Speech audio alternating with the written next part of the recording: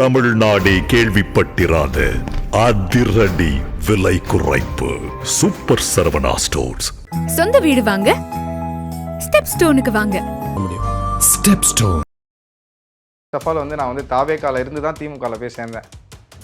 அவங்க எப்படி என்னை அட்டாக் பண்ணணும்னு தெரியாமல் இந்த மாதிரி சில பல பொய்யான தகவல்களை பரப்பி அவங்க என்னை அவதூறுப்படுத்துகிறாங்க. ஸ்டார்டிங்லேருந்து நான் வேலை செஞ்சுக்கிட்டு இருக்கேன். நான் போய் பொறுப்பு கேட்கும்போது என்கிட்ட 7 லட்ச ரூபா பணம் கேட்குறாங்க. என் துணை வட்ட செயலாளர் பணம் கொடுத்தா துணை வட்ட செயலாளர் பதவி வாங்கியிருக்காரு. அந்த பொய்யான புறப்புறன்றது நீங்கள் எப்படி ப்ரூவ் பண்ண போகுது? எல்லாருக்கும் ஆதாரம் இருக்குது சார்.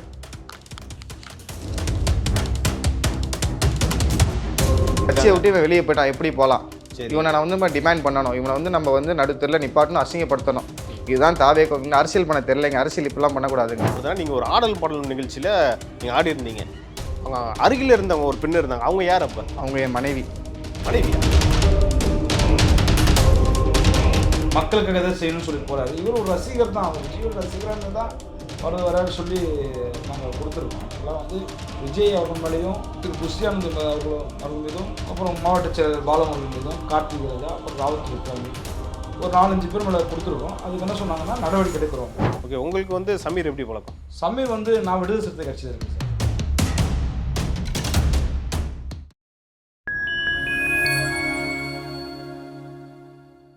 ஃபைன் டைமோட ஸ்பெஷல் இன்டர்வியூவில் இன்னைக்கு நம்மோடு இணைந்திருப்பவர் நடன கலைஞரும் திமுகவில் அண்மையில் இணைந்தவருமான திரு சமீர் அவர்களும் மற்றும் வழக்கறிஞர் திரு லக்ஷ்மணன் அவர்களும் நம்மோடு இணைந்திருக்கிறார்கள். வாருங்கள், அவரிடம் அரசியல் சார்ந்த பல்வேறு கேள்விகளை முன்வைக்கலாம். இதுவரைக்கும் வணக்கம். வணக்கம். வணக்கம் சார். சமீர் எப்படி இருக்கீங்க? நல்லா இருக்கேன். லக்ஷ்மணன் சார் எப்படி இருக்கீங்க? நீங்கள் திமுகலேருந்து பிரிஞ்சு திரும்ப திமுகலே போன மாதிரி பல பேர் பேசிகிட்டு இருக்காங்க. சமூக வலைதளத்துலேயும் நிறைய காட்சிகள்லாம் வருது, இன்னொரு காட்சிகள்லாம் நிறையா வருது. அதை பற்றி நம்ம பேசலாம். உண்மை என்ன நடந்துச்சு? தாவேக்காலேருந்து என்ன மிரட்டல்லாம் வருதா உங்களுக்கு? உண்மைதானே? அதெல்லாம் உண்மைதான். என்ன நடக்குது சொல்லுங்கள். தஃபால் நான் தாவேக்கால இருந்து தான் திமுகவில் போய் சேர்ந்தேன். அவங்க எப்படி என்னை அட்டாக் பண்ணணும்னு தெரியாமல் இந்த மாதிரி சில பல பொய்யான தகவல்களை பரப்பி அவங்க என்னை அவதூறுப்படுத்துகிறாங்க. முதல் விஷயம், நான் தாவேக்கால இருந்து முதல் மாநாடுக்கு முன்னாடி இருந்து நான் கட்சிக்காக இறங்கி வேலை செஞ்ச வரைக்கும் எல்லாரோட எவிடன்ஸும் நான் பக்காவாக வச்சுருக்கேன். அப்படி என்ன வேலை செஞ்சீங்க தாவேக்காக்கு? 2023 சார். குழந்தைகள் முட்டைப்பால் திட்டம், முதியோர்களுக்கு சாப்பாடு இலவசம், தூய்மை பணியாளர்களுக்கும் 3 வேளை சாப்பாடு இலவசம், குழந்தைங்களுக்கு நோட்டு புத்தகங்கள், லேடிஸ்க்கு புடவை, ஜென்ஸுக்கு வேட்டி, அது மாதிரிலாம் பண்ணிட்டு எல்லா நலத்திட்டமும் செஞ்சிருக்கீங்க. எல்லா நலத்திட்டமும் தளபதியின் உத்தரவால் புஸ்லி ஆனந்தின் வழிகாட்டுதலின் பெயரில் எங்கள் முன்னாள் மாவட்ட செயலாளர், எனக்கு இப்போ முன்னாள் மாவட்ட செயலாளர் தான் அவர், பாலமுருகன், அவர் அறிவுறுத்தலின்படி நாங்கள் இத்தனை வேலையும் நான் செஞ்சுட்டு இருக்கிறேன். எல்லாத்துக்கான எவிடன்ஸ் என்கிட்ட இருக்குது. இப்போ அவங்களோட இருந்தப்போ நீங்கள் இணக்கமாக இருந்தீங்களா? ஏதாவது கருத்து மோதல் எதுவும் வந்துச்சா உங்களுக்கு? கருத்து மோதல் இடையில போஸ்டிங் போடும்போது, பொறுப்புகள் போடும்போது கருத்து வேறுபாடு வந்தது. சரி, அதாவது அன்னை சொன்னாங்க, ஸ்டார்டிங்லேருந்து நான் வேலை செஞ்சுக்கிட்டு இருக்கேன், எனக்கான இடத்த அங்கீகாரத்தை அவங்க கொடுக்காம எனக்கு பின்னாடி வந்தவங்க, அதாவது எந்த வேலையும் செய்யாமல் சும்மா அவங்க காசு தூக்கி கொடுத்தோடனே அவங்கள பொறுப்பு தூக்கி போட்டாங்க. நான் போய் பொறுப்பு கேட்கும்போது என்கிட்ட 7 லட்ச ரூபா பணம் கேட்குறாங்க. 7 லட்ச ரூபா கேட்குறாங்க. அப்போ பொறுப்புக்கு வந்தவங்க எல்லார்ட்டையும் காசு வாங்கிட்டு தான் பொறுப்பு தான் போட்டிருக்காங்க. யார் காசு வாங்காமல் இருக்கா? கண்ணு முன்னாடியே. இப்போ என் துணை வட்ட செயலாளர் பணம் கொடுத்தா துணை வட்ட செயலாளர் பதவி வாங்கியிருக்காரு. கட்சியில் எந்த ஒரு வேலையும் செய்யாமல் காசு மட்டும் கொடுத்தா பொறுப்பு. காசு கொடுத்தா பொறுப்பு. வேற என்னெல்லாம் நடந்துச்சு? வேற எங்களை பெருசாக கண்டுக்கிறது கிடையாது. அந்த பணம் கொடுத்து போஸ்டிங் போட்டதுக்கப்புறம் அவங்களுக்கு கீழே யார் யாரெல்லாம் ஆள் இருக்காங்களோ அவங்களுக்கு செட்டிங் பண்ணி வச்சுட்டு அவங்க சொல்கிற ஆள் தான் அவங்களுக்கு கீழே பொறுப்பில் போடுறாங்க. வேலை செஞ்சவங்களுக்கு பொறுப்பு போடல. வலசரவாக்கத்தில் 152ல் தமிழக வெற்றி கழகத்தோட கொடியும் பேர் பலகை ஏற்றுனது நான் தான். என்னோட மன்றத்தார் தான், மன்ற தலைவரும் நான் தான். எனக்கு பின்னாடி வந்தவங்களுக்கு பொறுப்புகளை போட்டாங்க, பணத்தை வாங்கிட்டு. இப்போ அந்த கட்சியை விட்டு நான் விலகி வந்துட்டேங்கிறதுனால நான் டிஎம்கேலேருந்து தான் டிஎம்கேக்கு போனேங்கிற பொய்யான ஒரு பரப்புரையை அவங்க முன்வைக்கிறாங்க. அந்த பொய்யான புறப்புறன்றது நீங்கள் எப்படி ப்ரூவ் பண்ண போகிறீங்க? எல்லாருக்கும் ஆதாரம் இருக்குது சார். முக்கியமாக அவங்க மீன் பண்ணுறது இந்த போஸ்டர் தான். ஓகே, நவம்பர் 16 நீங்கள் கட்சியில் சேர்ந்துருக்கீங்க. எம்எல்ஏ காரப்பாக்கம் கணபதி முன்னாடி அவர் முன்னாடியே நாங்கள் போய் சேர்ந்தோம். இந்த நவம்பர் 16ங்கிற டேட்டை மட்டும் தாவேக்காவை சேர்ந்த விஜய் ரசிகர்களோ கட்சிக்காரங்களோ இந்த நவம்பர் 16ங்கிற நம்பரை மட்டும் எடுத்துகிட்டு மீதி இருக்கிறத கட் பண்ணி இவங்க டிஎம்கே டு டிஎம்கே அப்படின்னு போட்டிருக்காங்க. இந்த போஸ்டர் என்னைக்கு அடித்தோமோ அன்னைக்கு தான் எங்கள் எம்எல்ஏ அவர்களுக்கு பிறந்தநாள் அன்று தான் நாங்கள் தாவேக்காவில் இருந்து திமுக போய் இணைகிறோம். அதனால தான் இப்போ அவதூறு தேவையில்லாமல் உங்க மேலே பரப்பிக்கிட்டு இருக்காங்க. விட்டு இவன் வெளியே போயிட்டான், எப்படி போகலாம்? இவனை நான் டிமாண்ட் பண்ணணும், இவனை நம்ம நடுத்தரில் நிப்பாட்டணும், அசிங்கப்படுத்தணும். இதுதான் தாவேக்கா அரசியல் பண்ண தெரியலைங்க. அரசியல் இப்பெல்லாம் பண்ணக்கூடாதுங்க. வளர்ந்து வர ஒரு பையனுக்கு ஒரு அங்கீகாரம் கொடுக்காத ஒரு கட்சி, இன்னும் வளரவே இல்லாத அந்த கட்சி இந்த மாதிரிலாம் பண்ணுறாங்க. உங்களுக்கு மிரட்டல்லாம் வருதுன்னு கேள்விப்படுறேன். ஆமாம். என்ன மாதிரி? யார் எல்லாம் மிரட்டல் பண்ணுறாங்க? பகுதி செயலாளர் கார்த்திக், ராமாபுரம் கார்த்திக் அருணாச்சலம் ஃபோன் பண்ணி மன்னிப்பு கேட்டு வீடியோ எடுத்து அனுப்பணும். ஓகே, அப்படிங்கிற மாதிரி மிரட்டுறாங்க. அன்னோன் நம்பர்ஸ் வந்து கால் பண்ணி ஏன் விஜய் ஃபோட்டோலாம் உடைச்ச, உன்னை வெளியே எங்கே பார்த்தாலும் கொன்றுவேன், அடிச்சிருவேன், பிடிச்சிருவேங்கிற மாதிரி நிறையா கால்ஸ் வருது. சோஷியல் மீடியாலே மெசேஜ்லாம் போடுறாங்க. என்னோட ஒய்ஃப் ஐடியும் டேக் பண்ணி போடுறாங்க. அவங்க என்ன சொல்றாங்க? அதான் அதுக்கப்புறம் தான் நாங்கள் அவங்க சொன்னதுக்கப்புறம் தான் நீதிமன்றத்தை போய் நாங்கள் போய் நாடி கமிஷனர் ஆஃபீஸ் போய் அவர் முன்னாடி கோரிக்கை வச்சு ஒரு பெட்டிஷன் ஒன்று கொடுத்துட்டு வந்திருக்கோம், கம்ப்ளைண்ட் ஒன்று. அவங்க என்ன சொன்னாங்க? கமிஷனர் ஆஃபீஸ் அவங்க மேற்படி நடக்கும் அப்படின்னு சொல்லியிருக்காங்க. இன்னும் விஷயம் இன்ஃபர்மேஷன் வரணும். நீங்கள் எங்கே வந்து வைரல் ஆனீங்கன்னா, ஒரு வீடியோ, ஒரு ஆடலும் பாடலும் நிகழ்ச்சியில் ஒரு பெண் உங்களை பக்கத்தோட ஆடிக்கிட்டு இருக்காங்க. அவங்க யார் ஆக்சுவலாக? அவங்க எல்லாருக்கும் நான் சொல்லணும்னா, என்னை பின்தொடர்றவங்களுக்கு என்னுடைய மனைவிங்கிறது அது தெரியும். என்னை பின்தொடராமல் புரளி பேசணும், கட்சியை வளர்க்கணுங்கிறவங்க வந்து இந்த மாதிரி வேலையை பார்க்குறாங்க. நம்மளுடைய உங்களோட மனைவி? அவங்க என்னோட மனைவி பவித்ரா பெயர். கல்யாணம் ஆச்சு உங்களுக்கு? 2018. லவ் மேரேஜா? Love marriage. எப்படி பழக்கம் உங்களுக்கு? டான்ஸ்ல தான் பழக்கம். டான்ஸ் கிளாஸ்ல பழக்கம். ஓகே. ரெண்டு பேர் லவ் பண்ண கல்யாணம் பண்ணிட்டோம். 5.5 வயசுல ஒரு அழகான பொண்ணு இருக்கான அமிகான்னு. ஸோ இப்போ வந்து எந்த மூலியமா உங்களுக்கு வந்து அவதூறு மிரட்டல்லாம் ஒரு 2 பேருக்குமே வருது? இப்போ 2 பேருக்குமே வருது. ரெண்டாவது என்னுடைய மனைவியோடைய ஃபோட்டோவையும் என்னோட ஃபோட்டோவையும் அந்த வீடியோவும் போட்டு ரொம்ப அவதூறுப்படுத்துறாங்க. இது வந்து தமிழக வெற்றி கழகத்தினுடைய கிழக்கு மாவட்ட செயலாளர் அம்பத்தூர் பாலமுருகன் அவர்கள் முன்னிலையில் மகளிர் அணிக்காக என்னுடைய மனைவியும் அவர்களுடன் இருக்கும் ஆதரவாளர்களையும் கூட்டிக் கொண்டு கட்சியில் இணையும் போது என் மனைவியும் கட்சியில் இருக்காங்க, இணைஞ்சிருக்காங்க. மகளிர் அணியில் கேட்டோம் பொறுப்பு. அவங்க கொடுத்தாங்களா? கொடுக்கல. கொஞ்சம் மகளிர் அணியில் கொஞ்சம் ஸ்ட்ரென்த்து கொஞ்சம் பக்காவாக பண்ணிவிட்டு அதுக்கப்புறம் போய் கேட்கலான்னு நினச்சோம். இல்லை அதுக்கும் எதுவும் காசு எதுவும் கேட்டாங்களா? இல்லை அது கேட்கல. வேற என்னெல்லாம் நடந்துச்சு? உள்ள சம்பவம் நிறையா. நாங்கள் பணம் இருந்தால் பொறுப்புங்க.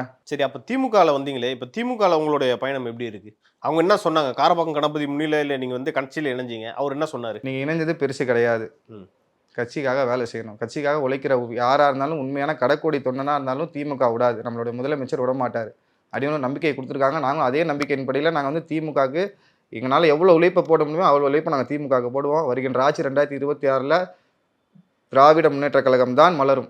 வேறு எந்த ஆட்சியும் எந்த கட்சி வந்தாலும் அதான் உதிரி கட்சி, உறுதியான கட்சி கிடையாது. அதெல்லாம் தாவேக்கலாம், எல்லாம் அங்கே தற்கூரிங்க தான் இருக்கிறவங்களாம். எப்படி மீன் பண்ணணும், என்னென்ன பண்ணணும் தற்கூரின்னு சொல்லக்கூடாதுன்னு எம்எல்ஏ எல்லில்னே சொல்லியிருக்காரு. அப்போ மீறி நீங்கள் சொல்கிறீங்களே, தப்பா இல்லையா? தப்பு தான். ஆனால் அவர்கள் செய்த பிழையில் நான் ஒரு சிறு துண்டு கூட, சிறு பாகம் கூட அல்ல. மலை அளவுக்கு அவங்க தப்பு பண்ணியிருக்காங்க. என்னை போட்டு இவ்வளோ பர்சனல் அட்டாக், எல்லாமே பர்சனல் அட்டாக் தான். கட்சினா என்னைய மீன் பண்ணி பேசுங்க, உங்கள் தலைவர் ஃபோட்டோவை நான் உடைச்சனா, என் ஃபோட்டோவை போடுங்க, என்னை இழிவுபடுத்துங்க, என்ன அசிங்கப்படுத்துங்க. என் மனைவி என்ன பண்ணாங்க, என் குடும்பத்தை ஏன் நீங்கள் நோண்டுறீங்க? அப்போனா அரசியல் பண்ண தெரியலை, இவனை எப்படி டிமாண்ட் பண்ணணும், எப்படி எந்த இடத்துல இவனை லாக் பண்ணணும்னு நீங்கள் பண்ணுறீங்க. அது எனக்கு பெரிய விஷயமே கிடையாது. என்னோட வீடியோ சோஷியல் மீடியாவில் இந்த வீடியோ மட்டும் இல்லை, இன்னும் எவ்வளோ வீடியோ இருக்குது, அதை வேணா கூட பாருங்கள். லைட் நானே கூட என்னோட லிங்கை தரேன், போட்டு பாருங்கள். என்னோட ஐடியிலேருந்து என்னோட வீடியோவே எடுத்து இந்த மாதிரி ஒரு கேவலமான செயலை வந்து தாவேகா கட்சிக்காரங்க பண்ணுறாங்க. அவங்கள அரசியல் செய்ய லாய்க்கு இல்லாத ஒரு கட்சி அது. என்னைக்காவது நீங்கள் வந்து திரு விஜய் அவர்கள் நேரில் பார்த்து பேசிருக்கீங்களா, பார்த்துருக்கீங்களா? இல்லை மாநாட்டில் பார்த்ததோட சரி. ஓகே. நேரில் பார்த்து புஸ்லி அவரில் பார்த்துருக்கேன், அவரோட சால்வெல்லாம் எடுத்திருக்கேன். ஓகே. அந்த புகைப்படங்களும் இருக்குது என்கிட்ட. தமிழக வெற்றி கழகத்தின் பொதுச் செயலாளர் திரு புஸ்லி ஆனந்த் அவர்களுடன் எடுத்த புகைப்படம். இது பொய்ன்னு சொல்ல முடியுமா? ஆதாரத்தோட நான் எடுக்கிறேன். இஃப்தார் நோம்புல நான் ஒரு இஸ்லாமிய, அது நான் பேச விரும்பல, நான் ஒரு இஸ்லாமியர் என்பதால் எனக்கு இஃப்தார் நோன்பு திறப்பு விழாவிற்கு எனக்கு அழைப்பு வந்தது. அந்த அழைப்புக்கு செல்லும்பொழுது பொதுச் செயலாளர் புஸ்லி ஆனந்தன் எடுத்த புகைப்படம் இது பொய்ன்னு யாருன்னா சொல்ல முடியுமா? இல்லை ஏன்னு சொல்ல முடியுமா? கட்சியில் வந்து உங்களை மாதிரி இளைஞர்களுக்கு கட்சியில் உண்மையில மரியாதை இருக்கா? கிடையாது. எப்படி இல்லைன்றீங்க? செலவு பண்ண நான் இது வரைக்கும் 24 வாரம் முட்டை பால் திட்டம் கொடுத்தேன். தமிழ்நாட்டில் இருக்கக்கூடிய ஜென்சி கிட்ஸ், அதாவது 2K கிட்ஸ், அவங்க மட்டும் இல்லை 90s கிட்ஸும் கண்மூடித்தனமா விஜய் வந்து ஆதரிக்கிறதா சொல்றாரு. அவர் ரசிகர். நாளைக்கு இதே ஒரு தனுஷ் வந்தாலும் ஒரு கூட்டம் கூட தான் செய்யும், ரஜினி வந்தாலும் ஒரு கூட்டம் வரதா செய்யும், தலை வந்தாலும் ஒரு கூட்டம் வரதா செய்யும். இந்த கூட்டத்தை எல்லாம் நீங்க ஓட்டா மாற்றணும்னா முடியாது. இவ்வளவு ஒரு பயணிச்சிருப்பீங்க தாவேகால, அப்ப அவங்களும் வந்து இளைஞர்கள் தான், கண்டிப்பா ஓட்டு போடுவோன்னு சொல்லியிருப்பாங்களா? அவங்க வந்து போட மாட்டாங்கன்னு எப்படி நீங்க நிச்சயமா சொல்றீங்க? முதல் வரட்டும், அவர் நல்லது பண்ணட்டும் தமிழ்நாட்டு மக்களுக்காக. இது வரைக்கும் தமிழ்நாட்டு மக்களுக்காக தளபதி விஜய் என்ன பண்ணியிருக்காரு? ஓப்பனா கேட்குறேங்க. தமிழ்நாட்டு மக்களுக்காக ஏதாவது ஒரு விஷயம் பயனுள்ள விஷயம் உங்களுக்கும் தெரிஞ்சிருக்கும், நீங்களும் கட்சியில பயணிச்சிருக்கீங்க. அதே தவறு தான் நீங்க மக்கள் யாரும் பண்ணிட்டு கூடாது. ரசிகனாவே இருப்பது சிறந்தது. ஒரு ரசிகனை தமிழ்நாட்டுக்கு தலைவன் ஆக்குவது மிகவும் தவறான செயல். யூடியூப்ல எல்லாம் பாத்தீங்கன்னா, சமூக ஊடகங்கள்ல பாத்தீங்கன்னா அவங்க மேல வந்து நிறைய அவதூறு பரப்புறதா நீங்க சொல்றீங்க. அங்க யார் என்னென்ன நடக்குது, யார் பரப்புறான்றீங்க? நெட்டிசன்ஸ் எல்லாமே, நெட்டிசன்ஸ் தாவேக்காக யாரெல்லாம் சப்போர்ட்ல இருக்காங்களோ எல்லாருமே எனக்கு அவதூறாக தான் பரப்புறாங்க. என்னோட மீம்ஸை திரும்ப ரீக்ரியேட் பண்ணி போடுறது. அதாவது தாவேக்காவிட்டு வெளியே போயிட்டான், இவனை எப்படியாவது டிமாண்ட் பண்ணி பர்சனல் அட்டாக் பண்ணி இவனை ஏதாவது ஒரு மூலையில் உட்கார வச்சிடணும் அப்படின்னு நினைக்கிறதுக்காக என்னோட எல்லா வீடியோஸும் எடுத்து நான் என்னோட ஃபோட்டோஸ்லாம் போட்டுட்டு ரொம்ப கேவலப்படுத்துறாங்க. ஓகே. இதுக்கு பயந்து தான் நீங்கள் திமுகவில் சேர்ந்தீங்களா? பயந்து திமுகவில் சேர கிடையாது. இதை விட ஒரு பவர்ஃபுல்லான ஒரு கட்சி இருக்குங்கிறதுக்காக நாங்கள் போய் சேர்ந்துருக்கேன். இப்போ உங்களுக்கு வந்து எல்லா சேஃப்டியும் இருக்குது? எல்லா சேஃப்டியும் இருக்குது. முதலமைச்சர் இருக்கார், துணை முதல்வர் இருக்கார், எங்கள் எம்எல்ஏ காரம்பம் கணபதி அவருக்கு இருக்காரு. அதனால் எந்த பிரச்சனையும் கிடையாது. ஒரு சேஃப்டியான இடத்துல தான் நான் இருக்கேன். இருக்கீங்க. இருக்கேன். கட்சி பணிகள்லாம் எப்படி போயிட்டு கட்சி பணி மிகவும் சிறப்பாக போய் கொண்டிருக்கிறது. மதுரை வாயில கண்டிப்பா இந்த வாட்டி திமுக ஜெயிக்குது. கண்டிப்பா கண்டிப்பா மீண்டும் காரப்பாக்கம் கணபதிக்கு சீட்டு கொடுத்தா கண்டிப்பா எம்எல்ஏ ஆவாரு. கண்டிப்பா கண்டிப்பா ஆவாரு ஆவாரு. கண்டிப்பா ஆவாரு. ஓகே, அடுத்தபடியா வந்து உங்க மேல வந்து நீங்க ஏற்கனவே வந்து கமிஷன் ஆபீஸ்ல கம்ப்ளைண்ட் கொடுத்துருக்கேன்னு சொல்லிட்டீங்க. வழக்கறிஞர் இருக்காரு. இது வந்து எந்த வழக்குல இந்த சம்பந்தமா வரப்போகுது? இது யார் மேல கம்ப்ளைண்ட் கொடுக்கலான்னு இருக்கீங்க? 19/11/2025 அன்று போய் கம்ப்ளைண்ட் கொடுத்தோம் கமிஷன் ஆஃபீஸில். சரி, அருண் சார் வந்து கமிஷனர் அருண். ஆமாம் கமிஷனர் சார் அருண் சார் வந்து என்ன பண்ணாங்க, அசிஸ்டன்ட் கமிஷனர் பார்க்க சொல்லி ஜாயின்ட் கமிஷனர் பார்க்க சொல்லிட்டாங்க. மேடம் போய் தனியாக போய் பார்த்தாங்க. பார்த்துட்டு இதில் வந்து இவர் மேலே அவதூறாக சில விஷயங்களை சொல்லியிருக்காங்க. நிறைய விதமான மீம்ஸ்லாம் வருது. பெட்ரோல் குண்டு அடிச்சிருவோம், உன்னை கொளுத்திடுவோம் அப்படின்னு சொல்லிட்டு நிறைய மீடியா போகிறாங்க. சில பேர்லாம் யுத்தான் ராவத் யுத்தன்லாம் வந்து தவறாக சித்தரித்து பேசுகிறாரு இவருடைய மனைவிலாம். ஆக்சுவலாக வந்து அரசியல் தெரிஞ்ச ஒரு அரசியல்வாதி, அதாவது அரசியல் தெரிஞ்சவங்க தான் அரசியல்வாதி. ஆமாம், சரிங்களா? ஆர்டிகல் 19 சொல்லுது 1G என்ன சொல்லுங்க, பேச்சுரிமை வேணும்னு சொல்லி சொல்லுங்க. கண்டிப்பா. அதில் வந்து இழிவுபடுத்தாமல் விமர்சனம் பண்ணலாம். தனிப்பட்ட தாக்குதல் இருக்கக்கூடாது, சட்டத்துக்கு விரோதமாக இருக்கக்கூடாது, செயல்கள் இருக்கக்கூடாது. ஆனால் விமர்சனம் பண்ணலாம் ஒரு பொருளாதார ரீதியாக, நாகரிகமான விமர்சனம். ஆமாம். அது வந்து சட்டத்துறையில் வந்து, அதாவது நிர்வாகத்துறையாக இருந்தாலும் சரி, அல்லது வந்து சட்டத்துறையாக இருந்தாலும் சரி, அரசியலில் இருந்தாலும் சரி, ஆட்சித்துறையாக இருந்தாலும் சரி, இந்த 3 துறையிலும் நம்ம பார்க்கும்பொழுது சில விமர்சனங்களை வைக்கலாம். தவிர விமர்சனம் சரியான முறையில் இருந்தால் வைக்கலாம். அமீர் அவர்களை வந்து இழிவுபடுத்துவதற்கான காரணம் எனக்கு உண்மையிலேயே அவங்க அரசியல், இவருடைய அரசியலுடைய உடன் பிறப்பு தான். அவங்க தாவேக்கால இருந்தவர் தான் சொல்கிறாரு, செலவுகள் லட்சக்கணக்கில் செஞ்சுருக்காரு, மக்களுக்காக எதாவது செய்யணும்னு சொல்லி போகிறாரு. இவர் ஒரு ரசிகர் தான், அவங்க விஜயோட ரசிகராக இருந்து தான் வராரு சொல்லி நாங்கள் கொடுத்துருக்கோம். ஆக்சுவலாக வந்து விஜய் அவர்கள் மேலேயும் திரு குஸ்தியானந்த் அவர்கள் மீதும், அப்புறம் மாவட்ட செயலர் பாலமுருகன் மீதும், கார்த்திக் ராஜா, அப்புறம் ராவத் இப்ராஹிம், ஒரு 4-5 பேர் மேலே கொடுத்துருக்கோம். அதுக்கு என்ன சொன்னாங்கன்னா, நடவடிக்கை எடுக்கிறோம், சைபர் கிரைமில் அவங்க மேலே எஃப்ஐஆர் போடுறோம்னு சொல்லி எங்களுக்கு டைம் கொடுத்துருக்காங்க. அங்கேயே ப்ரெஸ் மீட் வச்சு அங்கேயே பேசணும், அங்கேயே ப்ரெஸ் மீட் கொடுத்துருக்கோம். ஓகே, ஆக்சுவலாக இந்த நடவடிக்கை அப்படி அவங்க எடுக்கிறேன்னு சொல்லிட்டாங்க. அப்படி எடுக்கலைன்னா சிஆர்பிசிபி 191 படி ப்ரைவேட் கம்பெனி மேட்ச் பூந்தமல்லியில் நாங்கள் கொடுக்கலாம். ஓகே, கொடுத்து உங்களுக்கு சொல்லுங்கள் கொடுத்து நாங்கள் அவங்கள எஃப்ஐஆர் போட சொல்லி பதிவு பண்ண சொல்லலாம், அவங்க நடவடிக்கை எடுக்க சொல்லலாம், ஷார்ட் ஷீட் பண்ண சொல்லலாம். அப்படி இல்லைன்னா சம்மன் அனுப்ப சொல்லலாம். ஓகே, சம்மன் அனுப்பிச்சு அவங்க வர வைக்க சொல்லலாம். ஜட்ஜஸ் கிட்ட நாங்கள் சில கோரிக்கைகளை பெட்டிஷனாக போட்டு எங்களுக்கு இது மாதிரி இழிவுபடுத்திக்கலாம் சைபர் கிரைம்லேயே கூட நாங்கள் அந்த எஃப்ஐஆர் கொடுத்தாங்கன்னா எஃப்ஐஆர் வச்சு பேஸ் பண்ணி போடுவோம். அப்படின்னா எஃப்ஐஆர் போட சொல்லி சொல்லுவோம். எஃப்ஐஆர் போட்டாங்க, எஃப்ஐஆருக்கு மேலே ஒரு நடவடிக்கை எடுக்க சொல்லுவோம். இந்த மாதிரி எஃப்ஐஆர் போட்டிருக்காங்க, நடவடிக்கை எடுக்க இது ஏன்னு சொல்லி அவங்க நீதிமன்றம் வர வச்சு அவங்கள கேள்விகளை கேட்டு, விஜய் அவர்களை கூட ஏன் சொல்கிறோன்னா, விஜய் அவர்கள் வந்து தன்னுடைய ஐடியில் வந்து இவரை வந்து தவறாக சித்தரித்து போட்டிருக்காரு. திமுக இணைந்து திரும்ப திமுக இணைகிறாங்கன்னு சொல்கிறாங்க. வர நீங்கள் கன்க்ளூட் பண்ணுறீங்க, நீங்கள் உங்கள் கட்சியில் ஒருத்தர் உறுப்பினராக சேர்றாங்கன்னா அவங்க எங்கேருந்து வராங்க, எங்கேருந்து போகிறாங்கன்றது உங்களுக்கு தேவையில்லை. ஏன்னா ஒரு கட்சி பிடிக்காதவங்க உங்கள் கட்சிக்கு வரும். உங்கள் கட்சிக்கு வரவங்க எல்லாருமே தேவை கேட்கறாங்களா? திமுக இருந்திருப்பாங்க, திமுக இருந்திருப்பாங்க, ஏதாவது விடுதலை ஏதாவது ஒரு கட்சி இருந்து தான் வந்து இவங்க கட்சி இணைறாங்க. இந்த கட்சியும் அந்த கட்சி இணைவாங்க. இது வந்து காலங்காலமாக நடக்கிற ஒரு சரித்திர ஒரு பதிவேடு மாதிரி. ஓகே, புரியுதுங்களா? வேற ஒரு சரித்திர பதிவு சொல்லுங்க, இந்த குற்ற சரித்திர பதிவேடு இல்லை, இந்த நரம்பு வரலாற்று ஹிஸ்ட்ரி. இப்படிதான் நடக்கும். அரசியல்னா இதுதான், ஒருத்தவங்க வருவாங்க, ஆதரிப்பாங்க, ஒருத்தவங்க பிடிக்கலாம், விலகி போயிடுவாங்க. நீங்கள் விலகி போனவங்கள ஆதரிக்கணும். உங்களுடைய என்ன கொள்கை வச்சிருக்காரு விஜய் கொள்கை? ஓகே, உங்களுக்கு வந்து சமீர் எப்படி பழக்கம்? சமீர் வந்து நான் விடுதலை சிறுத்தை கட்சியில் இருக்கேன் சார், விடுதலை சிறுத்தை கட்சியில் இருக்கேன். எனக்கு சமீர் அவர்கள் ஃபோன் பண்ணுறாங்க. அதாவது இந்த கட்சியில் திராவிட வழக்கறிஞராக போடுறாங்க. ஆக்சுவலாக அந்த போர்டு வைக்கும்போது அந்த போர்டு உங்களுக்கு இருக்கு, அந்த போர்டு இருக்கு, பேர் பலகை திறக்கும் அந்த பலகை இருக்கா, பேசுங்க. அந்த பேர் பலகையில் வழக்கறிஞர் வச்சுக்கணும்னு சொல்லிட்டு என்ன இவங்க 2 வருஷத்துக்கு முன்னாடியே இவங்க வந்து சொல்கிறாங்க. வழக்கறிஞர் அணியில் என்ன போடுறாங்க. நான் ஆக்சுவலாக விடுதலை சிறுத்தை கட்சியில் தான் இருக்கிறோம். சரி, நாங்கள் ஆதரிக்கிறோம். எப்படி ஆதரிக்கணும்னா, அப்போல்லாம் வந்து 2 வருஷத்துக்கு முன்னாடி வந்து விஜய் அவர்கள் அண்ணன் திருமாவளவன் பேரை சொல்லி அரசியலில் பேசுகிறாங்க. இப்போ பேசும் பொருளாகும்போது நாங்கள் ஒரு ரசிகராக, அதாவது வந்து விடுதலை சிறுத்தை கட்சியில் இருந்தாலும் நாங்கள் வந்து ஆதரிக்கிற மாதிரி, அதாவது எல்லா இடமே அதை பண்ணுறாங்க எல்லாருமே.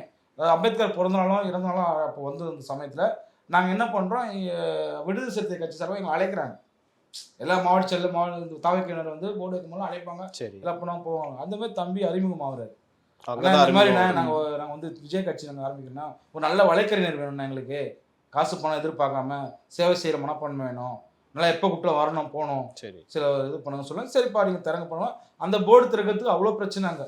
ஓகே, என்னாச்சு, என்ன பிரச்சனை ஆச்சு அங்கே வந்து காவல்துறையினால பிரச்சனை, போர்டு வைக்கக்கூடாது சொன்னாங்க. இவர் ரொம்ப பிரச்சனைப்பட்டு தான் அந்த போர்டு வைக்கிறாங்க. இவங்க ரொம்ப சண்டை, ரொம்ப கஷ்டப்படுறாங்க, செலவு பண்றாங்க. என்னுடைய மனைவியினுடைய தாலியை விற்று தான் நான் வந்து இந்த தாவிக்காக நான் செலவு பண்ணேன். நான் ஒன்றும் பரம்பரை பணக்காரனோ எதுவுமே கிடையாது. அப்படி பண்ண வேண்டிய அவசியம் என்ன இருக்கு? ரசிகர்கள் அப்படி போய் முழுகிட்டோம், விஜய் மேல அப்படி போய் நாங்கள் முழுகிட்டோம். அப்ப ஆனா வந்து விஜய் அவர்கள் மேல ரசிகர்கள் மேல இந்த அக்கறை இல்லைன்றீங்களா நீங்க? அக்கறை இருந்திருந்தா கரூரில் நடந்த துயர சம்பவத்தில் 41 பேர் பலியானார்கள். அந்த நேரத்தில் உங்கள் தளபதி விஜய் எங்கே சென்றார்? புரைமுதியை காட்டிவிட்டு சென்னைக்கு ஓடி விட்டார். இது உண்மை அல்லவா? மறுக்க முடியுமா? முடியாது. இது உண்மை. இது அவங்க என்ன சொல்றாங்கன்னா போலீஸ் பர்மிஷன் கொடுக்கல, இருந்தா நாங்க போயிருப்போம் அப்படிங்கிறாரு. எதுக்குங்க பாருங்க, உங்க கண்ணு முன்னாடியே சாவறாங்க, உங்க கண்ணு முன்னாடி துடிச்சு போய் சாவறாங்க. அவங்கள எட்டி இப்படி பார்க்கறது எவ்வளவு நேரம் ஆக போகுது? 2 நிமிஷம் ஆயிருக்கும். இவரையும் அவ்வளோ அவசரமா சென்னை கிளம்பி வர. கரூரை சேர்ந்தவர்னு சொன்னீங்க. நான் பிறந்த ஊர் கரூருங்க. என் கரூர் மண்ணுக்கு இந்த மாதிரி ஒரு களங்கத்தை விலகி வைத்த விஜய் அவர்களுக்கு என்னோட ஆதரவு கிடையாது. சத்தியமா அந்த கரூர்ல இந்த துயரத்த சம்பவத்துக்கு அடுத்ததான் நான் கட்சியை விட்டு விலகுறதுக்கு முதல் காரணமே. இதுக்கப்புறம் முன்னாள் அமைச்சர் திரு செந்தில் பாலாஜி அவரை பாக்குறது ஏதோ வாய்ப்பு தான் அவரு கிடைச்சது. பழக்கம் இருக்கு, எல்லாம் ஒரே ஏரியா தான். ஓகே, பாத்துருக்கீங்களா? பாத்துருக்கேன். பக்கத்து வீடு, எங்க வீட்டு திருமண நிகழ்ச்சிக்கு நிறைய நிகழ்வுக்கு வந்திருக்காரு. ஓகே, இதுக்கு முன்னாடி அவர் என்னென்ன பேசிருந்தீங்க, எப்படி இருந்துச்சு அந்த ரொம்ப பழக்க வழக்கம் கிடையாது, திருமண நிகழ்வுக்குள்ள சந்திச்சது உண்டு. ஓகே, எது கூப்பிட்டாலும் வந்துருவாரு அவர். ரொம்ப இணக்கமா பேசுவாரு. கட்சிக்கு அப்பாற்பட்டது கரூர் தொகுதி மக்கள். நீ திமுகவாரு, அதிமுகவாரு, நாம் தமிழரா, விடுதலை சிறுத்தை என்னவா இரு, நீ கரூர் என் தொகுதியில் ஒரு பிரச்சனையா நான் வந்து நிற்பேன். அப்படி வந்து நின்றுதான் இந்த ஹாஸ்பிட்டலில் வந்து நின்றுருக்காரு. இவர் அரை மணி நேரத்தில் எப்படி ஓடி வந்தார், இவருக்கு எப்படி நியூஸ் போச்சுங்க, அதெல்லாம் வந்து தாவேகாவோட சதி செயல். ஏன்னா அவங்க கட்சிக்காரங்க யாருமே வரலையே. அப்போ வந்து கட்சிக்கெல்லாம் அப்பாற்பட்டு ரொம்ப கேர் பண்றவர்னா கரூர்ல செந்தில் பாலாஜி. கண்டிப்பா கண்டிப்பா அவங்களுக்கு அவ்வளவு செல்வாக்கு இருக்கு. கண்டிப்பா கண்டிப்பா கண்டிப்பா. இப்போ பொறுப்புல இல்லாத போது கூட அவருக்கு பின்னாடி இவ்வளவு கூட்டம் நிக்குதுன்னா அவர் செஞ்ச நல்லதுதான். பேசுறவன் எப்படி வேணா பேசலாங்க, நம்ம கண்ணோட்டம் தான், நம்ம பாக்குற கண்ணோட்டத்துல தான் இருக்கு. நீ நல்லவனா பார்த்தா நான் நல்லவன், நீ கெட்டவனா பார்த்தா நான் கெட்டவன். நீங்க ஒரு டான்ஸரா இருக்கீங்க, வெளிப்படையா வந்து மனைவின்னு சொல்றீங்க, ஏன் அங்க வந்து இந்த மாதிரி முத்த காட்சிகள்லாம் பண்ணிட்டு நடக்கக்கூடிய தேவை? பொதுவா கோயில் திருவிழாக்கள், ஓகே, கோயில் திருவிழாக்கள் இதை விட ஆபாசமான நிறைய நடனங்கள் நடக்குது. அதை எதிர்த்து கோர்ட்டில் எத்தனையோ கேஸ்லாம் பதிவு பண்ணியிருக்காங்க, ஆபாசத்தை நிப்பாட்டணும்னு. அப்படி கோயில் திருவிழாவில் ஏங்க ஒரு கோபுரம், கல்வெட்டு கோபுரம் எடுத்துங்க, அந்த கோபுரத்துக்கு வெளியே எப்படிங்க இருக்கும்? சிற்பிகள், சிலைகள்லாம் அதுவே ஒரு காமத்தை தூண்டுற விதமான சிலைகள் தான் இருக்கும். அப்போ எல்லா கோயில் மேலேயும் வழக்கு போட முடியுமா? இல்லை எல்லா கோயிலும் இடிச்சு தள்ளிட முடியுமா அவங்களால? உங்களை வந்து பல பெண்கள் பார்க்குறாங்க, முதியவர்கள் பார்க்குறாங்க, குறிப்பாக குழந்தைகள் பார்க்குறாங்க. அவங்களாம் இருக்கிறப்போ நீங்கள் கொஞ்சம் பொறுப்பாக நடந்துக்கலாம்ல. விஜய் தான் முத்தம் கொடுக்குறாரு, கட்டி பிடிச்சிட்டு ஆடுறாரு, அதெல்லாம் பார்க்கலையா? பெண்கள், குழந்தைகள், பெரியவர்கள் யாருமே பார்க்கலையா? கட்டிப்பிடா பாட்டுக்கு மும்தாஜ் அக்காவோட குதிரையில் ஏறி டான்ஸ் ஆடுறாரு, குதிரை டான்ஸு. அது நல்லா இருந்துச்சு அவருக்கு. அப்போ தெரியலையா தாவேகா வந்து ஒரு கூத்தாடியை தான் தலைவனாக கொண்டாந்து வச்சுருக்காங்கன்னு? அப்போ ஒரு சாதாரண நடுத்தர ஒரு நடன கலைஞர் அரசியலுக்கு வந்து உங்கள் கட்சி பிடிக்கலன்னு விலகி போனால் இந்த மாதிரி தான் தவறாக சித்தரித்து உங்களோட வேலையை நீங்கள் காட்டுவீங்களா? இதுக்கு பேர் அரசியலே கிடையாது. ரொம்ப கேவலமான. நீங்கள் வந்து திரு விஜய் அவர்களை சொல்கிறீங்க, பதிலுக்கு அவங்க என்ன சொல்லுவாங்கன்னா, உங்கள் தலைவர் உதயநிதியும் அதை பண்ணியிருக்காரு சினிமாவில் அப்படின்னு நாளைக்கு கேட்பாங்களே, அதுக்கு வந்து நீங்கள் எப்படி கவுண்டர் பண்ணுவீங்க? புரியல கேள்வி புரியல. என்ன சொல்கிறாங்க, நீங்கள் வந்து திரு விஜய் அவர்கள் சினிமாவில் எப்படி பண்ணாருன்றீங்க, பதிலுக்கு தாவேகாவினர் அவங்க என்ன சொல்லுவாங்கன்னா, உங்கள் தலைவர் திரு உதயநிதி அவர்களும் படம் நடிச்சிருக்காரு, பல ஹீரோயின்கள் மேலே இந்த மாதிரிலாம் பண்ணியிருக்காரு அப்படின்னு சொன்னால் உங்களுடைய கவுண்டர்? எம்ஜிஆர் கூட தான் சொல்லலாம். அதுதான் சொல்கிறேன். இது வந்து அதுதான் நம்ம கேட்கணும். நடிப்பு வேற, அரசியல் வேறு. சினிமா வேற, அரசியல் வேற. சினிமாவையும் அரசியலையும் உள்ளே கொண்டு வராதிங்க, தயவு செஞ்சு சொல்கிறேன். ரசிகனாவே இருங்க. அவனை கொண்டாந்து நம்ம தமிழ்நாட்டுக்கு தலைவனா உட்கார வைக்கணுங்கிற எண்ணத்துல மட்டும் தயவு செஞ்சு யாரும் இருக்காதீங்க. ஓகே, இதுக்கப்புறமும் இந்த மாதிரி நடனம் ஆடுவீங்களா நீங்க? இவ்வளவு டான்ஸ் விமர்சனம் வந்ததுக்கு அப்புறம்? டான்ஸ் என்னோட ப்ரொஃபஷன். ஓகே, இதே தாவேக்காக நிறைய மேடைகளை நான் ஆடி இருக்கேன். ஏன் அதை போட வேண்டியதானே? தமிழ கொடி பறக்குது, தலைவை கொடி பறக்குதுன்னு இந்த கையில் ஒரு கொடி, இந்த கையில் ஒரு கொடியோட நான் டான்ஸ் ஆடி இருக்கேன். அந்த வீடியோ எடுத்து போடுங்க, இன்ஸ்டா பேஜில் இருக்கு, அதை எடுத்து போடுங்க. என்னன்னா, ஏற்கனவே வந்து திமுகவில் பார்த்தீங்கன்னா சிவாஜி கிருஷ்ணமூர்த்தின்னு ஒருத்தர் இருக்காரு, பயங்கரமா ஆபாசமா பேசுறாரு அப்படின்ற மாதிரி விமர்சனம் இருக்கு. அடுத்தபடியா நீங்களும் இப்போ திமுகவில் போய் சேர்ந்துட்டீங்க. அடுத்து ஒரு நடன கலைஞர் வந்து சேர்றாரு, ஒரு ஆபாச கட்சி அப்படின்ற மாதிரியும் பல விமர்சனங்கள்லாம் கிளம்பிக்கிட்டு இருக்கு. இதை நீங்க எப்படி சொல்றீங்க? அதுதான் நான் முதவே சொல்றேன், சினிமாவையும் அரசியலையும் உள்ள கொண்டு வராதிங்க. அது வந்து தொழில். இப்படியே சொல்றீங்க, விஜய் கட்சி ஆரம்பிக்க வேணாம்னு சொல்ல வேண்டியதானே? நீ வந்து ஒரு ஆபாசமா ஆடுற, நீ ஒரு நடிகன். நானாவது என் மனைவியோட ஆடுறேங்க. விஜய் யார் கூட ஆடி? அவர் பொண்டாட்டியோட ஆடி இருக்காரா? அடுத்தவன் பொண்டாட்டியோட, அடுத்தவன் மகளோட, அடுத்தவர்களோட ஆடிட்டு இருக்காரு. ஒரு ஹீரோயின், அவங்களும் தொழில் தான் அது. அதுதான், அதை அரசியல உள்ள கொண்டு வர மாட்டேங்கிறாங்களே. அரசியல கொண்டு வர மாட்டாங்க உள்ள.